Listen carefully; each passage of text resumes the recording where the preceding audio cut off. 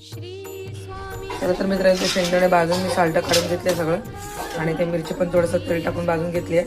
आता दोन्ही मिक्सरला वाटून घेते मी, जास्त बारीक नाही करणार मी. इथे तेल तापत ठेवलेली, आता टाकते बटाटे.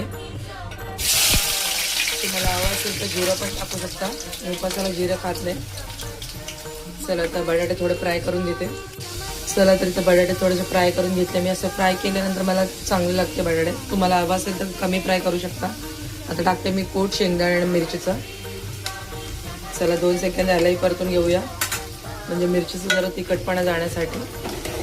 गॅस पास करते आता मी, थोडं परतून घेते.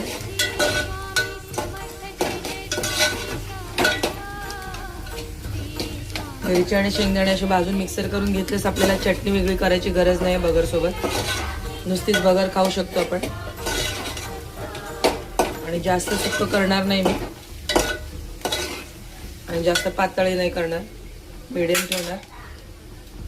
चला तर टाकूया पाणी. चला तर आता टाकते याच्यात 1 वाटी बगर.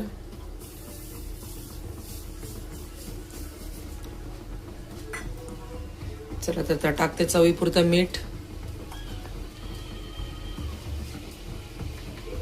आता काढते याला उकळी एक, शिजून घेते बगर.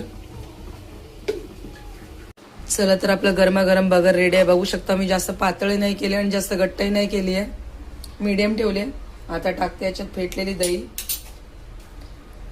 1 वाटी दही घेतली मी, दही टाकते. दही टाकताना गॅस बंद करायचा आपल्याला. गॅस बंद केले मी, बघू शकता.